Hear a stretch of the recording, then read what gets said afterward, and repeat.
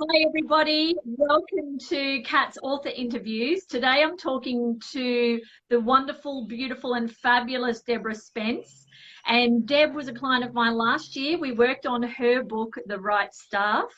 And now she's doing brilliant things with her book. Oh, upside down. Oh, that's me being dyslexic, isn't it?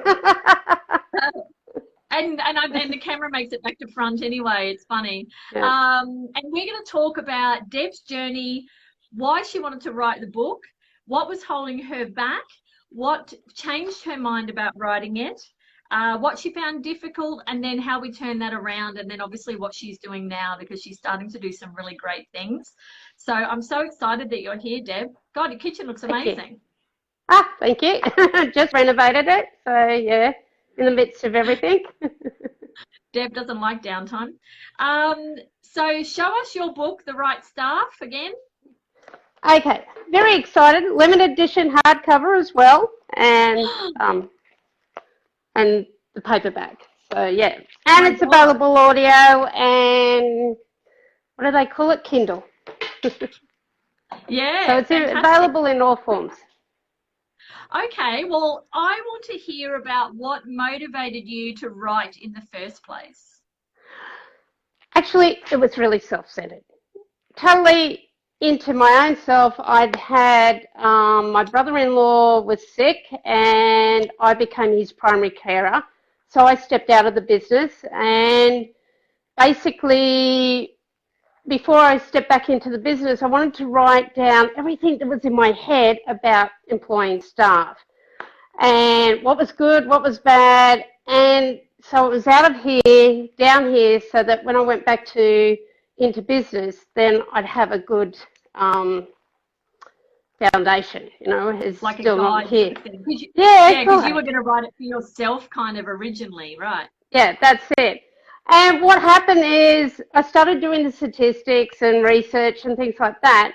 And the largest employers in Australia and around the world is small business.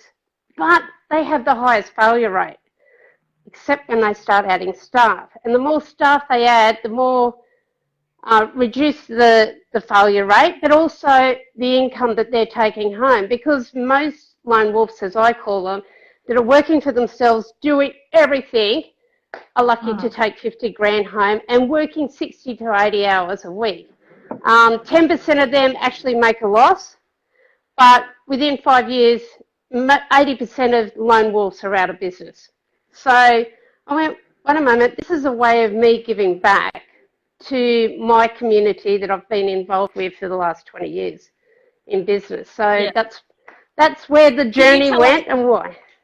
So you're fairly open about the fact that you have dyslexia, and I want you to talk a little bit about how that was one of the things that held you back from writing a book, even though you knew you had the knowledge to help others. What was your fear about turning it into a book exercise? Years and years of being classed as dumb because trust me, I put everything backwards. And I even type backwards. My computers learnt when I type EHT to convert it into the. And the more tired I am, the more dyslexic I am. So it took me a long time. I was 25 when I was finally diagnosed. I was just taught at school that I was dumb at English, even though I was high in maths and science. And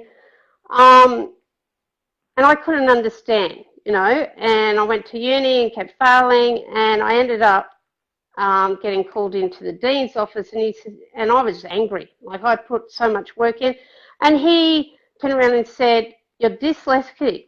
And I go, "No, I'm not. I'm just dumb at English." And he goes, "No, got tested." And I tell you what, it turned my life around because I realised that I wasn't dumb.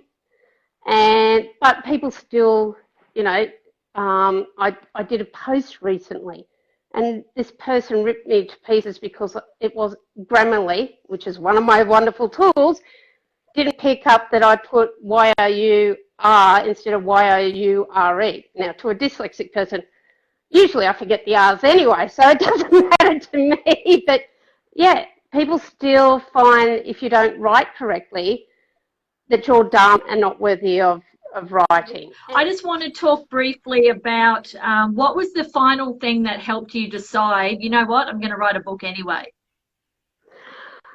I've been to some of your functions and things like that, and as I said, I started out doing this really just for me, and then, I don't know, you made it sound as if, like, you know, it's okay, we'll get through this, you know. It'll work out, you know. There's people out there that will help to make sure it happens. And then I think it was in January, and I always set goals. I don't do what are you, New Year's resolution thing. Yeah, no. Yeah. I just went, you know, you rang me and I said, okay, let's do it. I didn't even have a cent in my bank account. I literally asked my husband, I said, look, I need this money. I'm just doing it. We'll find the money. I don't care if I eat baked beans. It was sort of like that. It was just, it became a goal, and I'm very goal orientated, so it really did just become a, like, I'm doing this no matter what. And then I remember you started making your book writing your me time, where you sat down with your tea and toast or coffee and toast or whatever, and you said, I'm just going to write. Yeah. And you started writing your book to procrastinate on everything else instead of the other way around. It actually became my tool of procrastination. I've got to write this back. The chapter's got to be done. And it's like, oh, yeah. But look, once you get in the flow and you start creating, and it's just an awesome feeling. So you become addicted to writing, you know. And, yeah, like, I've got another book coming out, and I've got 2 on the road, and I love that me time where I just write. And sometimes it's, you know, only 10 minutes, but it's lovely, yeah, feeling. Oh, you did such an amazing job. And what did it feel like to finish? Oh, the best thing ever. It's as closer to Dom Perignon champagne, I'd say. You know, it was that good of a feeling. I think I texted you, and I was in Brisbane in a motel, and I sent off a message to you. That's right, I was sending my daughter back who'd been in a violent relationship. Not back to the violent relationship, please. But she was going home, and she was safe and healthy. And I'd got up at 5 o'clock, and I sat there and finished my first draft, and I think I rang you. I don't know. I didn't even remember what time it was, but it was really early in the morning. I'm going, it's finished. My draft's finished. And it was awesome. And then, you know, each time it gets edited, you're going one step closer, and that feeling comes back. And then you actually get your book in your hand, and you're like, yes, I've done it. And then when you make your first sale, oh, my God. And someone buys your book, you just sit there and you go, oh, someone's got it. And I still look at my stats, like, you know, and I got my first royalty check from my audio book, and I'm like, it was $10.57 US, but hey, guess what? My book's out there, you know, and people are listening to it.